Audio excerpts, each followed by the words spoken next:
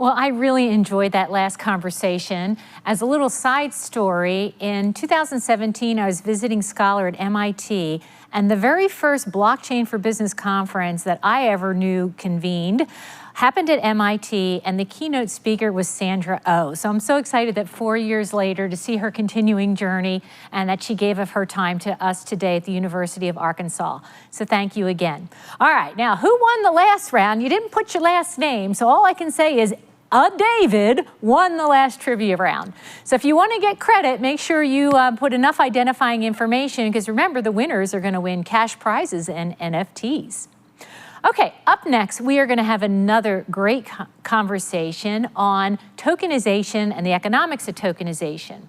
So if you think of Bitcoin, Bitcoin is really a peer-to-peer payment platform using fungible tokens, and it was just the start. And we're really seeing that NFTs and tokenization are going to open up all kinds of new business models and opportunities. In fact, the Blockchain Center of Excellence just published our most recent white paper. I'm going to read you the title: The Emergence of Web 3.0, Tokenization and the Internet of Value. And the lead author on that paper is Chen Zhe from EY, who is on this upcoming panel. So you know that you're in good stead. Now, to moderate the panel is our own Professor Carol Goforth. Carol, I know you know I love to brag about your book. So Professor Goforth wrote this book, Regulation of Crypto Transactions. I recommend it so much that it keeps selling out on Amazon. And Carol, I looked yesterday, and I just want you to know there was one copy left, and after this shout out, they're going to be sold out again. Thank you so much for that lovely introduction. Okay. And Well, I'm thrilled to be part of this panel. In fact, I'm thrilled to be moderating with three renowned experts on the topic of tokenization. I have with us today Chen Zhe, who has a CPA, an MBA, and is a principal in the EY Technology Consulting Services Group. He leads blockchain service, working together with clients and industry leaders on both the development and adoption of innovative blockchain-based services solutions. He has worked with a number of different industries, ranging from consumer products to pharmaceuticals, chemicals, insurance, defense, high tech, and others. I am also joined by Rich Mazzaros, who is a managing director and blockchain and multi-party systems North American lead at Accenture. He brings more than 20 years of industry experience in building and growing digital businesses for global brands, and is a forerunner in innovative products, leveraging the Internet of Things, digital payments, tokenized assets, and he focuses on designing, enabling, and optimizing new models of commerce. Finally, we have with us York Rhodes III, who is currently working at Microsoft. He partners with corporate strategy around blockchain, looking at various levers to help mature and accelerate this exciting industry. He's worked in industry also for more than 20 years in software across large enterprises, not only Microsoft, but also IBM, and startups in wireless, mobile, digital marketing, and e-commerce. And with that, I'd sort of like to kick things off with a relatively general question that I'm going to throw out to everyone. I was going to do everything alphabetically. I figured that would be unfair to Chen with his last name. So I'll do it alphabetically by first names. So blockchain technology is really evolving at an incredible pace. We're seeing not only increased tokenization, but different kinds of tokens, widespread adoption of tokens. I'm really interested in hearing your insights, your impressions about how technology in this area is affecting industry today. Chen, what would you say to that? Wait, went off mute. Thank you for this lovely introduction. I would say that we are seeing I would split to short term, my answer to short term and long term, right? Long term is easy. I'm of the school of anything that can be tokenized will be tokenized. That's the long term aspect. Short term aspect, which are the industries that we are currently seeing tokenizing things. So I would call out 4 industries. First and foremost, financial services. In financial services, we're seeing securities being tokenized, already production grade. We're seeing 2 types of activities. One, less interesting in my eyes, tokenization on private blockchains, but much more interesting tokenization of, for example, bonds on public blockchains. I think that we'll see much more of that, and we'll see a lot of this traditional way that securities are traded migrate to blockchain-based platforms, public platforms at that. Of course, this will come hand in hand with regulation. It can't happen without regulation, but we're seeing the US regulator go in that direction already. We're seeing another thing in financial services that is huge in my eyes. We're seeing dollars themselves being tokenized. So stablecoin, a huge piece of all of that. That's one industry.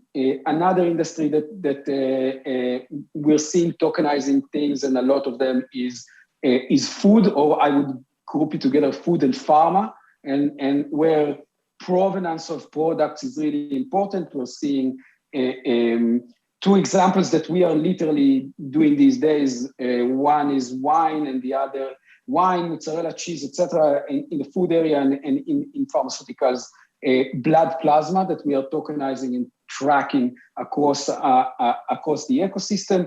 The last, I will stop here because I want to keep my answer short. We're seeing tokenization in fascinating in my eyes, the gaming industry. So we're seeing the first, and I think it's just the beginning, the first items that, on top of games being tokenized and being made unique and being made tradable and valuable. There's many more, but let me pause here. I'm sure my colleagues have a lot to add as well. Thank you. Rich, how about you? Any insights into the widespread adoption of tokenization? Absolutely. Thanks. Good morning. Good afternoon, everyone. I would definitely agree with Shen that financial services is incredibly active right now, and across really a widespread number of different types of capabilities. Obviously, stable coins, digital currencies, even exploring central bank digital currencies, not just in North America, but globally around the world as well. And I think the other aspect is I would also talk about is digital assets, and absolutely around issuance of securities, custody of digital assets is also a key area that we see quite a lot of activity as well. Kind of moving out of financial services, I would also say that seeing from a functional perspective, still seeing a lot of activity in the supply chain space. And in that supply chain space is really focused on provenance and being able to help derive efficiency in supply chain operations across that entire supply chain, whether it be invoice reconciliation, whether it be logistics management and being able to drive efficiency there, and then increasingly also being able to understand kind of sustainability at a supply chain level and understanding the overall impact that my supply chain has from that perspective as well. And then the third industry I would call out also is energy. I mean, we all understand that energy is going through a significant transition right now with renewable energy, and from that perspective, seeing a lot of collaboration across industry partners coming together to really be able to start redefine what their future might look like, work together to be able to drive new processes or transform existing processes, leveraging blockchain and other emerging technologies. Thank you very much. I'm going to turn it over now to our evil empire survivor, York Rhodes III. What do you have to add to that? It's only because I've survived a couple of evil empires.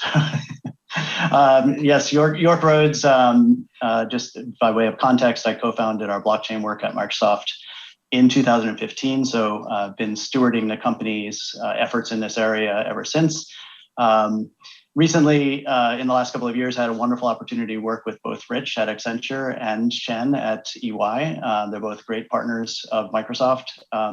And we have essentially our two production tokenization projects, if you want to call them that.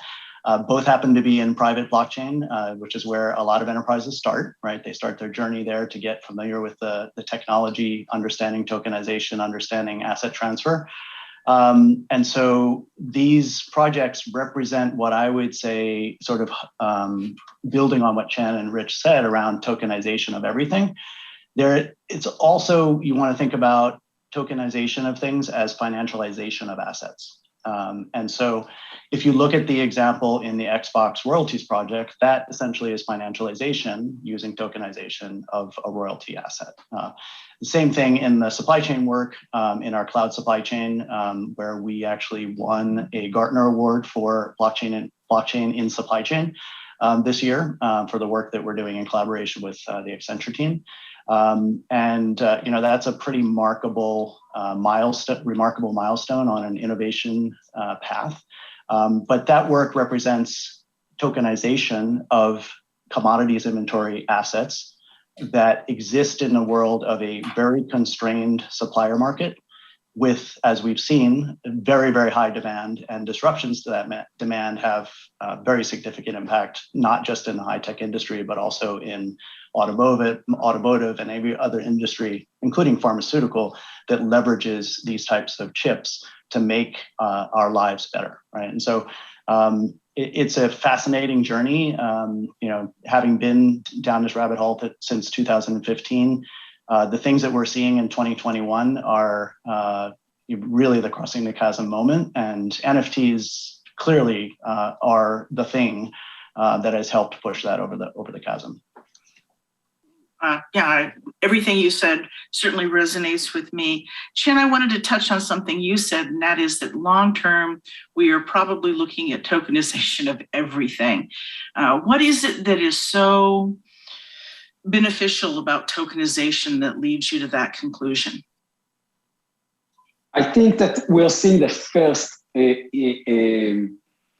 emergence of that in DeFi today, but DeFi will, and I'll say two sentences about DeFi in a second. DeFi will expand to many, many other services that today use third parties in order to ensure and to prevent the double spend of value and to ensure the exchange of value between two parties. This type of service is being disrupted today in the financial world by DeFi, but will be disrupted all across supply chain in the future. And the efficiency gained from, let's take the easiest example in that matter. If I'm to travel tomorrow morning to Europe, I need to exchange my dollars to euros. The way I do it today is I have no way to do it other than to use third parties like a bank, a credit card company, or an exchange service in order to exchange my dollars to euros. In a blockchain tokenized world where dollars are tokens, I interact with a vending machine such as Uniswap in order to exchange my dollars for euros in a dramatically more efficient way. I think that this efficiency that removes a lot of friction today, mainly in the financial services world, but in the future, also in the supply chain world and the gaming world and all the examples that my colleagues gave, all true. And I'm like, I should have said that as well, right? But good that I didn't, right? This friction, tokenization removes this friction. And we're seeing it already in the financial world. We'll see it all across, and that is what will drive tokenization of everything. Fair enough.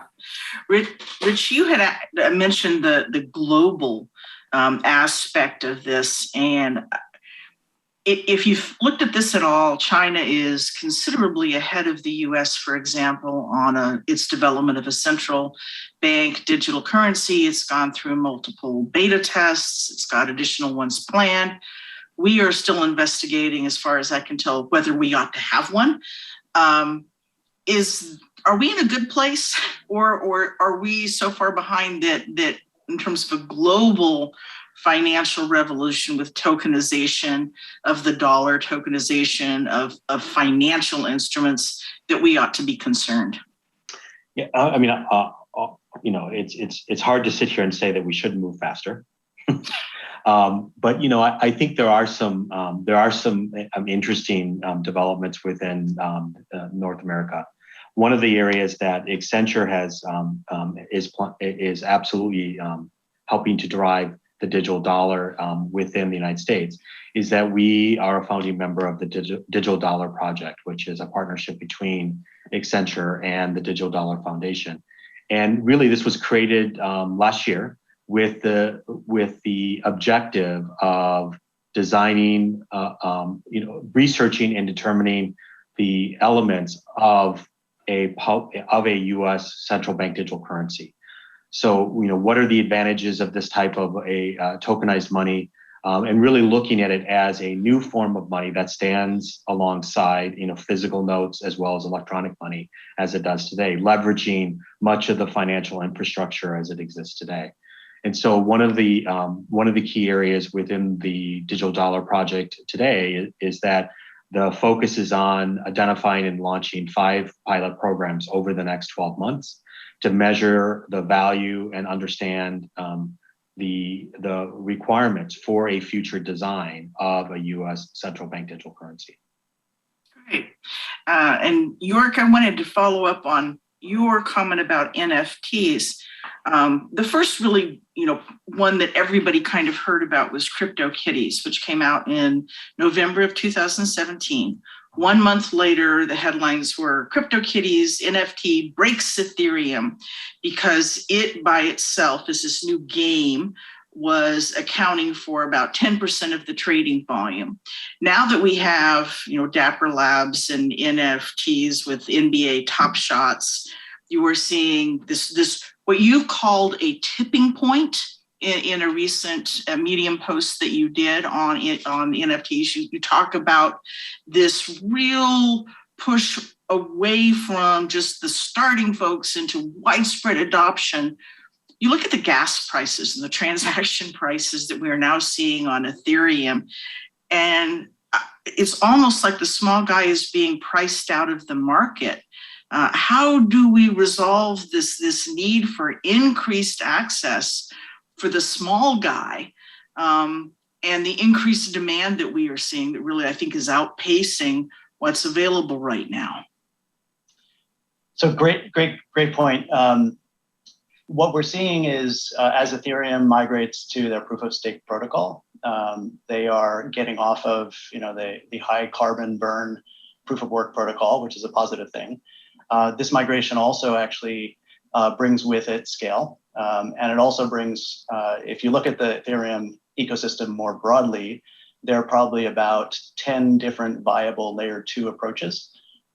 If you go back to, sort of the parallels of the e-commerce, which I talk about in that Medium post, e-commerce was not built on TCP/IP, right? E-commerce was built on a 7-layer stack to provide scale across every aspect of a constraint of a pipe on e-commerce marketplaces. NFTs represent e-commerce marketplaces, right? NFTs are digital assets which show up in e-commerce marketplaces at volume, at scale, right? And so things like OpenSea, which is obviously one of the largest open source NFT marketplaces, which is running on Ethereum, and others, and sidechains like Polygon and other approaches. They're not to name drop, but there are viable approaches that are layered approaches to scalability on Ethereum. One of the interesting things that's also happening in the market is the adoption of the EVM as an interesting asset, whether or not the other layer 1 chain of whatever it is trying to compete in the environment is actually running Ethereum at the base. But effectively running an EVM means you built an Ethereum compatible interface. And that goes to the other point that I want to make here is that the size of developer ecosystem matched up with consumer demand that we're seeing in the NFT space is what defines the future standard of the internet. It is what defined the future standard of the internet in the past, right? We've seen this story before. And so when you match consumer demand with available developer capacity, that is what drives the Web3 stack. Fair enough. I have to concur fully with York, right? The scale, what we are seeing in the market is layer twos, the different layer twos will eventually answer and specialize in specific use cases that they do best.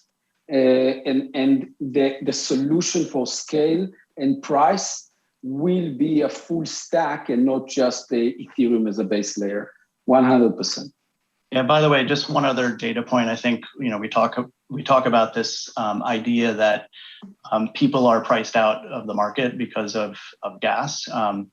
Clearly that's a problem, right? Everyone recognizes that gas is a problem. It's one of the real reasons why EIP 1559 was developed in the first place.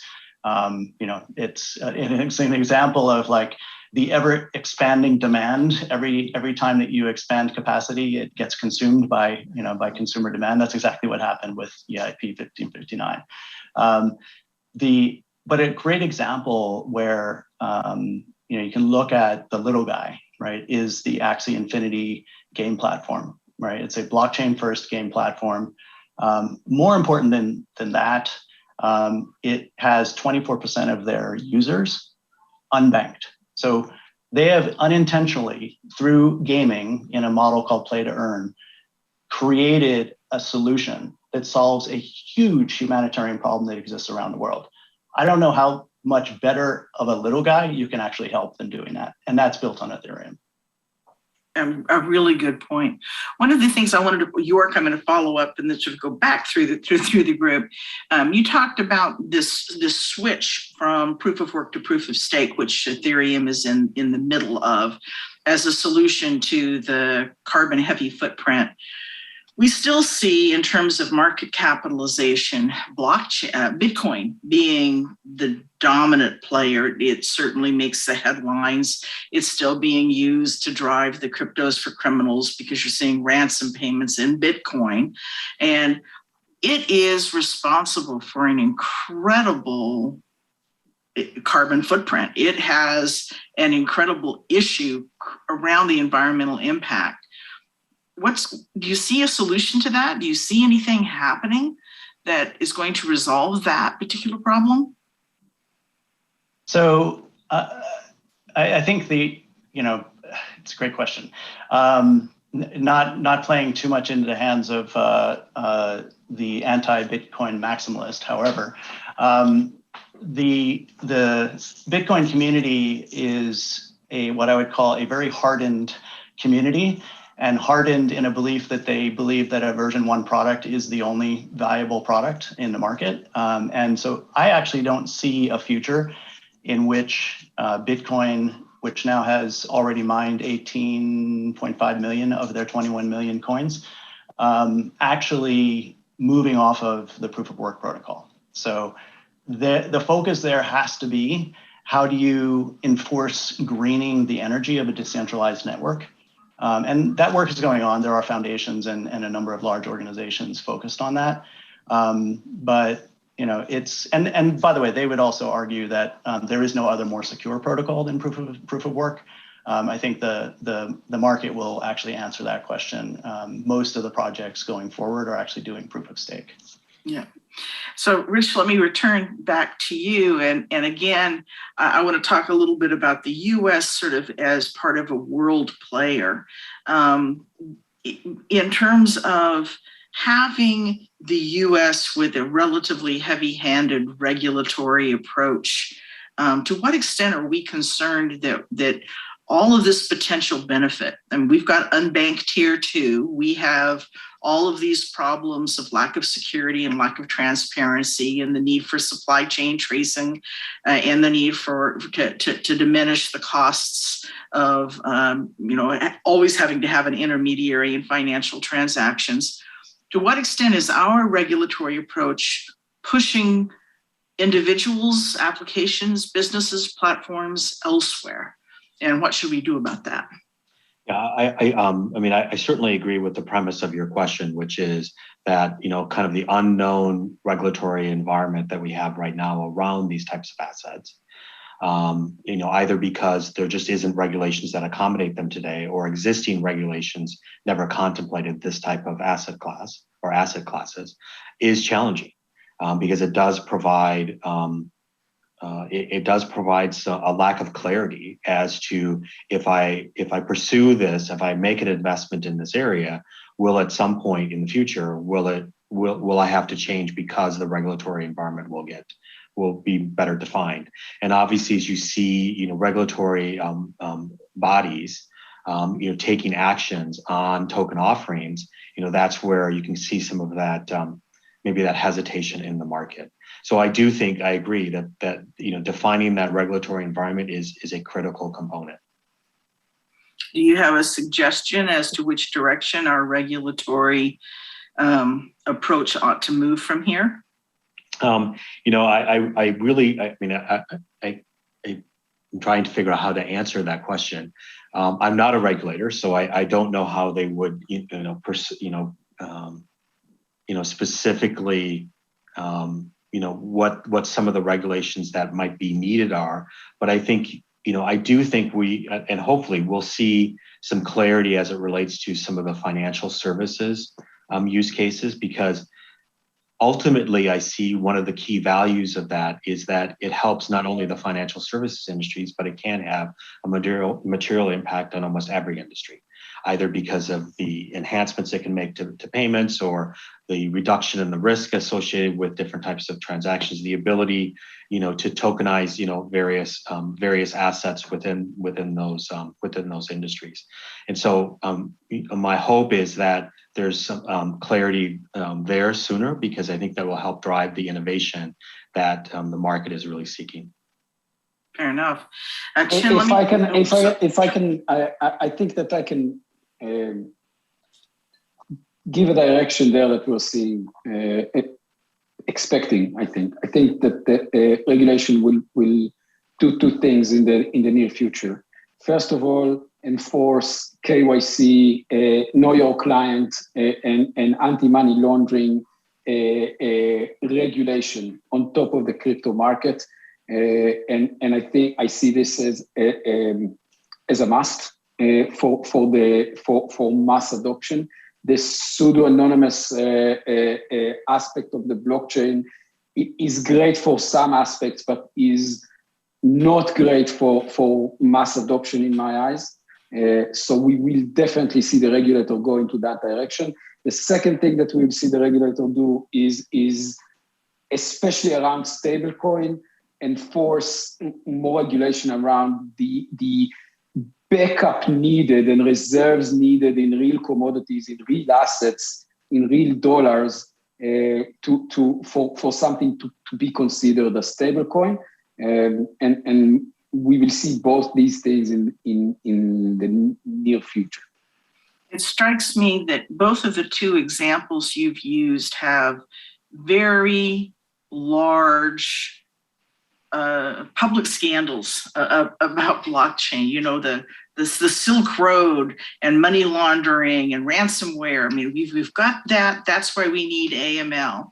And stable coins, I'm going to pick on Tether, which had to be forced by a New York State Attorney General action to release its information on how it really backed up its reserves. And it turns out that only 2.7% is cash, and a lot of it is undifferentiated commercial paper, or it's holding reserves of its own Tether to back up the Tether. Is your feel that that's the kind of regulation we're going to see, an indication that you think our regulators are always going to be so incredibly reactive to scandals? Or is there something else that makes those two things really important? That's a great question, and the answer is no. It's not, because the way I see the regulator, it's not because they are reacting to scandal. It's because it's the two largest issues, right? And that's why we will see regulation, not because it's reaction. It's two real problems that need to be solved. Okay. And we're talking about blockchain experts, right? If you look at Ginsler, he's a blockchain expert. He understands, and that's right. So that's why I believe it will go that direction. This is a moment in time, right? A moment in time issue. There is no regulation, right? So all that the government can do is react, right? Yeah. So there are lots of approaches to this. I would say, like, probably one of the best models that's been sort of a regulatory sandbox model is the Monetary Authority of Singapore, where for the last 5 years, approximately, they've actually been doing sandbox tests, and they've been doing evolutionary sandbox tests to go further and further and further. And so, like, if you want to point to a model, it's a phenomenal model to support it. I think the other point here is that you can see different types of statements and regulation around the world that ebbs and flows. I think what is happening is two things. One is education, right? As people get more educated, they realize what's going on here, both positive and negative, right? And you mentioned two examples, two negative examples. One being one of the larger stablecoin environments that wasn't transparent, right? Like, counter to the belief of this community, was not transparent, right? And so most people in the community were also concerned about that particular issue. The other example you used is tracing money laundering or ransomware, right? And it's already been proven by the FBI that Bitcoin is a great place to trace ransomware, right? And they actually did that, right, in the pipeline hack, right?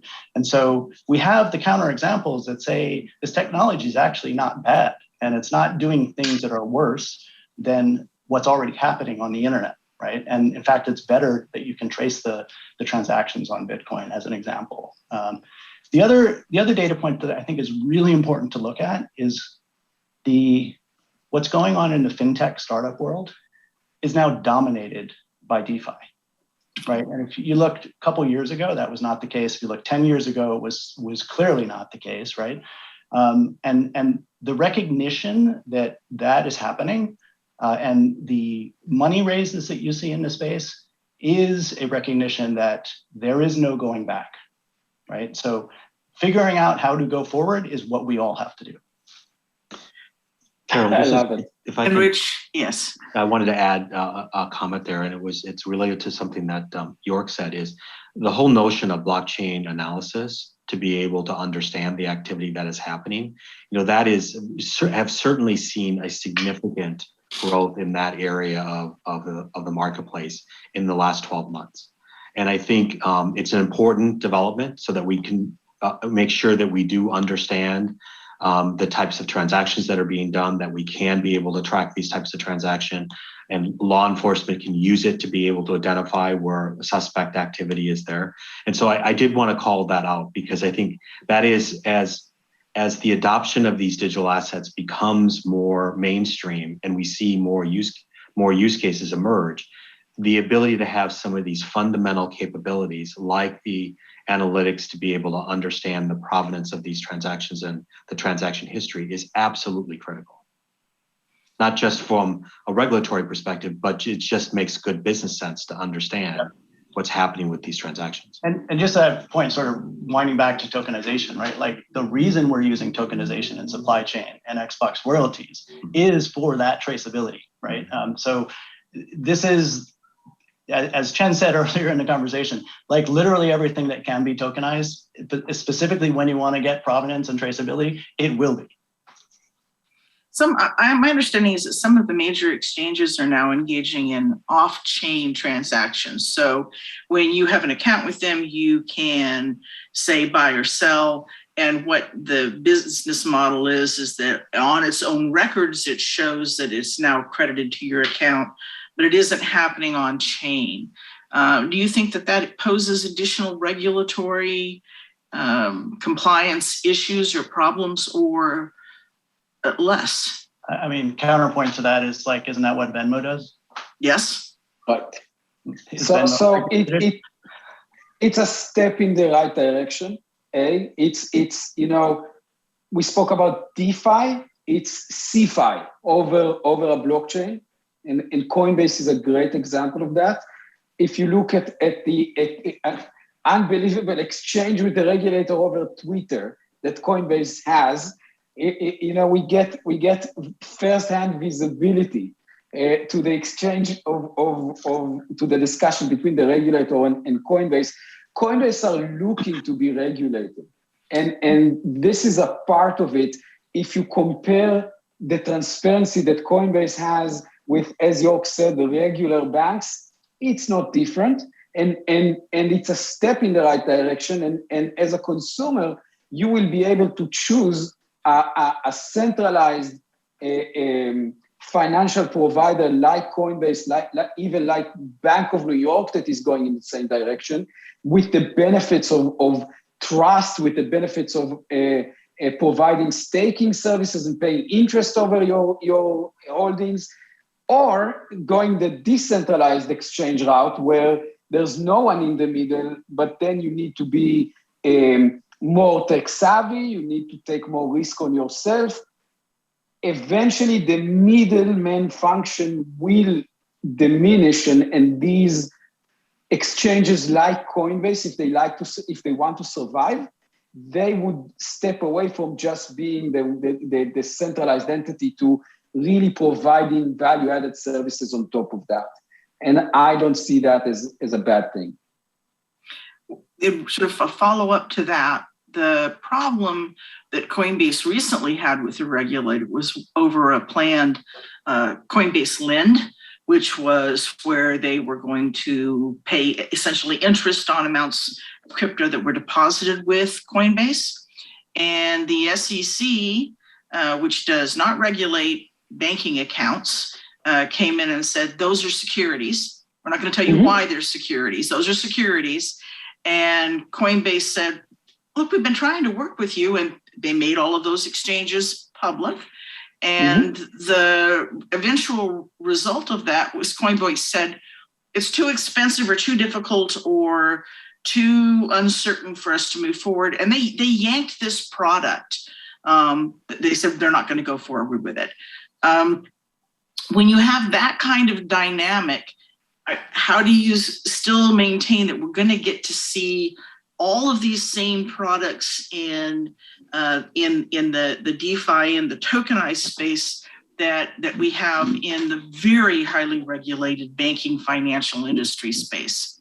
By listening to the regulator, right? These are growing pains, and the entire exchange, the way I read it, is the regulator saying, give us more time. What they are also saying is, we don't intend to stop this. Regulation takes time, and this is moving very quickly. I see this as a delay, not as anything that would stop the inevitability that is a part of this. Yeah, just two quick data points on that. And I see Mary is back waiting for us. Good to see you, Mary. If you look in what's happened in like alternate payment regulation around the world, the classic example that enabled M-Pesa to scale up in the early days of transferring money by text. And what's going on in some of the states like Wyoming, right? That's been just really on the forefront.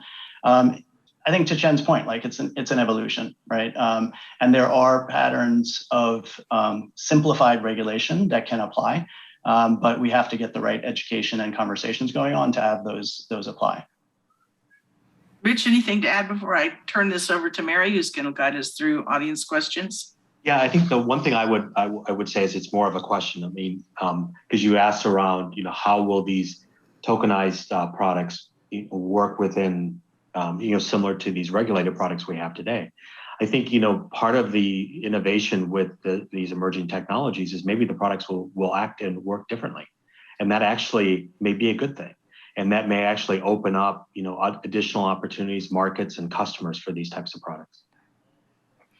Wonderful. Boy, I've really enjoyed this so far. And Mary, thank you for joining us. I understand you have some well, wait a audience minute. questions. I'm so excited to share this with you four.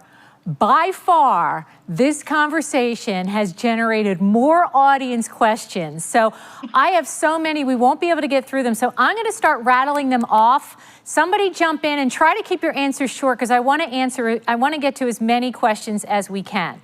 Okay, so the first question obviously comes from a student, because the new NCAA rules on name, image, and likeness for student athletes, how can tokenization play a role for our student athletes? What advice do you have for them? So one, it's already happening. Two, you can look at Sorare as an example of tokenized soccer players, right? That's a trading game. And it's just look at the models in the market. I think we'll see them. So, do you think they should do it by themselves, or do you think they should get some help from somebody? Definitely, to Chen's point, like if you want to go down the decentralization rabbit hole and do it yourself, you can. But you should definitely also get some advice on, what does it mean that you're doing, both from a tech perspective, so you don't get into a situation where you might get quote unquote rugged, to a situation where you might get into regulatory issues or tax issues. Yeah, I would even add one more element there also is around the rights to the imagery as well. And yeah, so the NCAA has rules on don't do it if you have your school uniform, don't do it if it's a game. So that's it. Get advice. Very good. Thank you, Carol. All right, could one of you please explain why Jack Dorsey's first tweet was worth $2.9 million to our audience?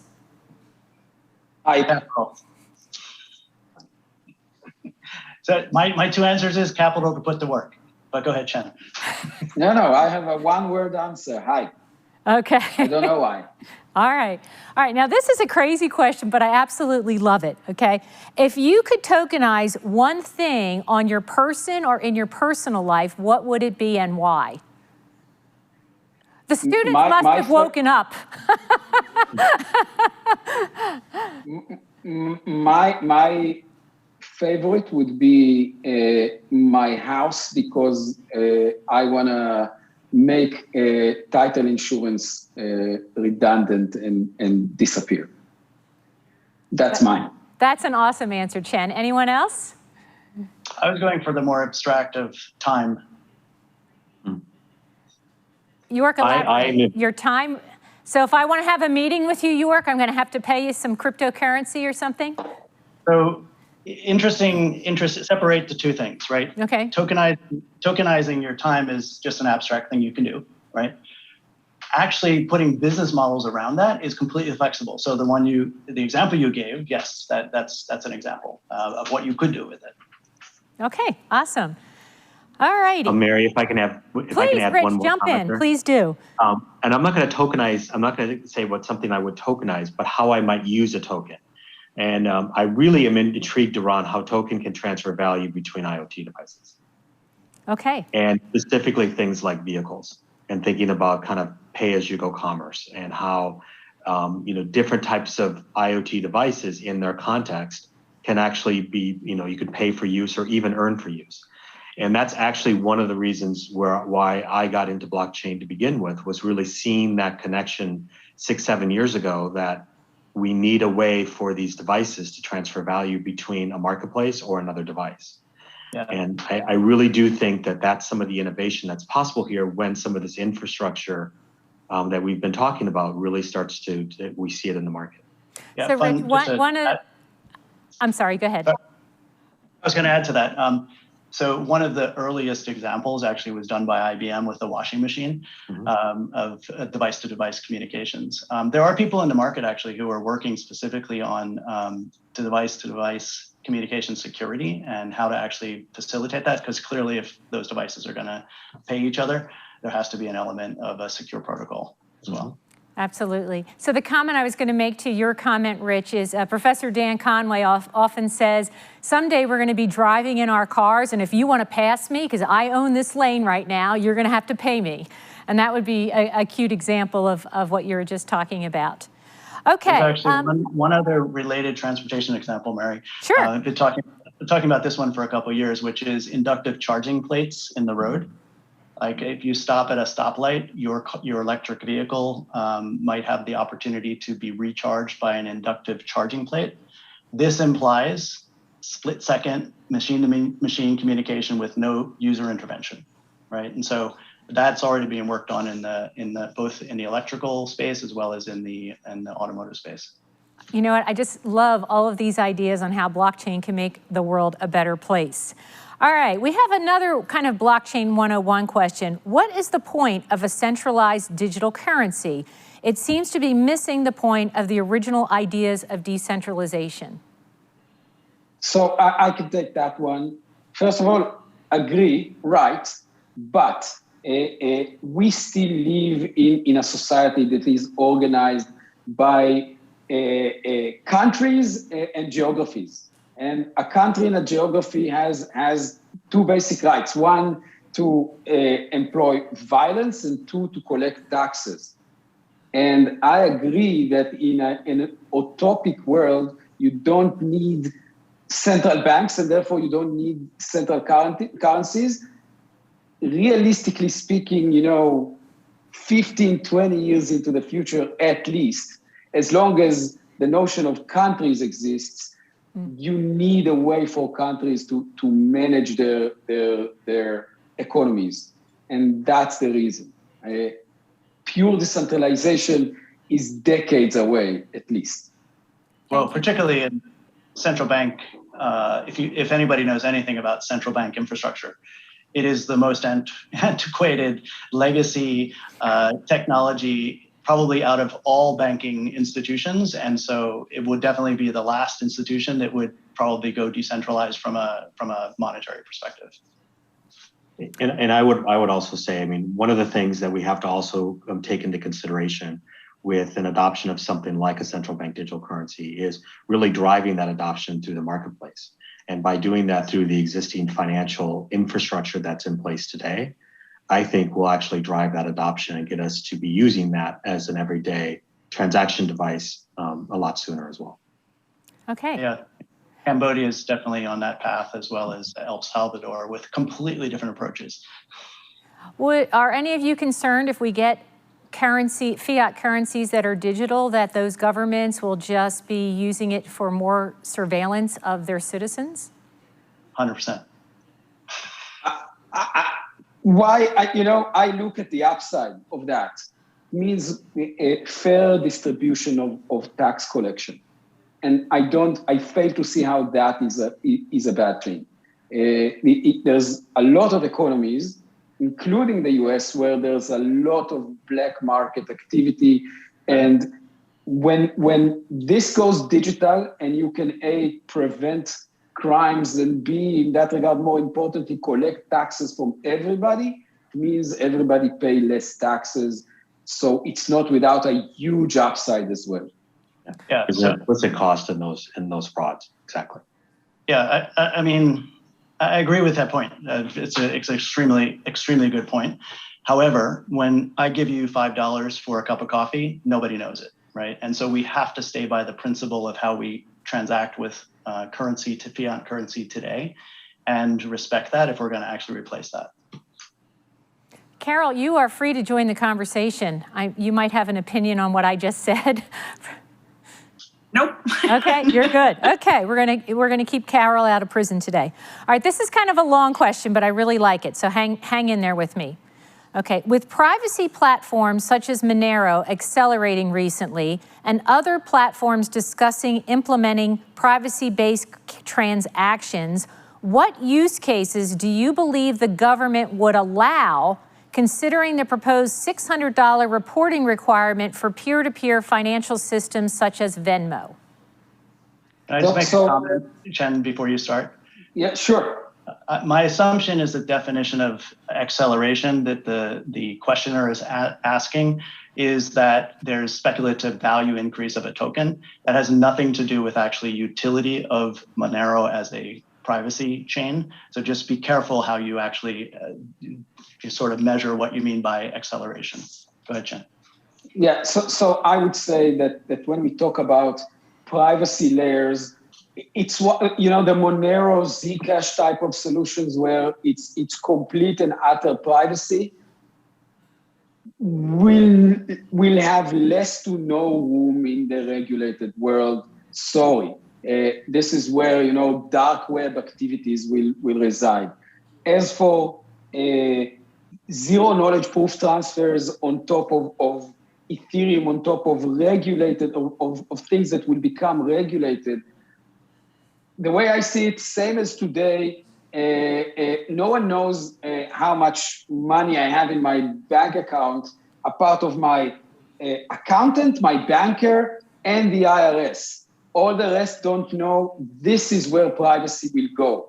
It will not be fully exposed to what I do with my money. It will not be exposed to everybody, but regulation will require transparency, for example, to the IRS. So there is a lot of room for privacy. Actually, I would say that mass adoption can't come without privacy solutions, but it doesn't mean 100% privacy. Yeah, and I would add to that, I think there's been a very significant tension between encryption and government requirements for access in specific cases. That is really what this question is about. And you can look at many parallels there, including VPNs, right? Like VPNs provide a layer of encryption that prevents snooping, right, essentially. So. Okay, great. Chen, I think we know your answer to this, but one participant said, what is the real boundary in terms of tokenization? What things should not be tokenized and why?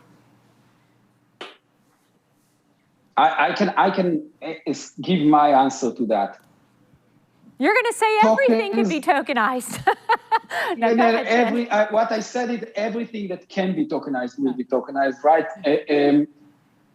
Things that aren't scarce don't need to be tokenized, right? Tokens really help manage scarcity in the exchange of value. If, for example, data, I'm not sure that you need to tokenize data that is available for everybody. If it's not scarce, there's no sense in tokenizing. That's my answer, at least. I think this is Rich. I think I would add to that too. I think it really depends on what ultimately you want to do with that token as well. And, looking at the functionality, the economics of that particular use case as well, and then asking yourself, does it make sense to be able to tokenize that particular, asset, for instance? I think, in addition to that, while we have de facto standards in the market like ERC 721s, 1155s, 20s, et cetera, we're very early on this tokenization journey, and I just spoke to someone the other day who's actually, and I know EY is working on this as well, is like encrypted 721 tokens essentially. The use cases that you might do today, based on not having that type of encryption available, will be different than the use cases that you will use tokens for tomorrow when we have either portions of or holistically encrypted 721 tokens as an example.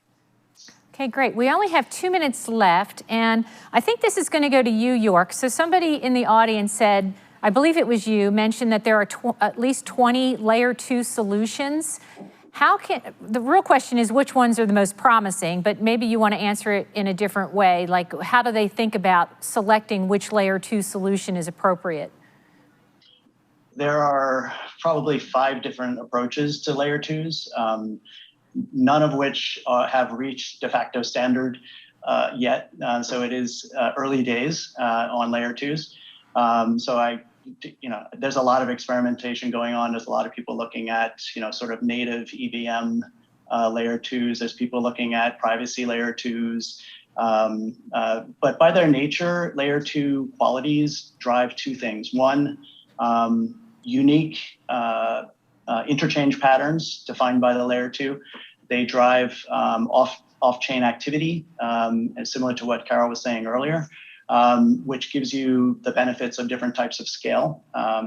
And they also drive privacy, right? Because if you can have an off-chain layer 2 transaction happening between Chen and I, that's no different than a sock connection between us, right? It's just a private encrypted channel across the internet. That's generally what a layer 2 is, right? And so there's so many different definitions to how you might build a layer 2, and we're pretty early in terms of like what's gonna win out there.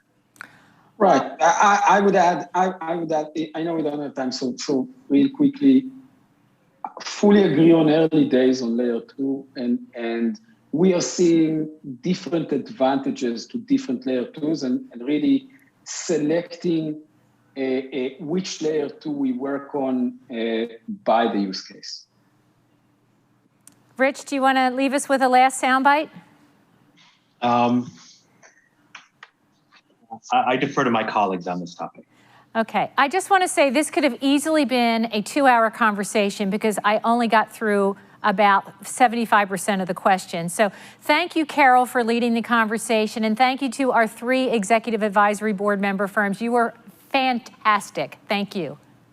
Thank you for having us. Thank you all. Bye-bye. Okay. Now, for our audience members, please, you are going to use your app to answer a blockchain trivia question. Now, when we come back from break, we will have Professor Dan Conway leading us in our last main conversation on blockchain security.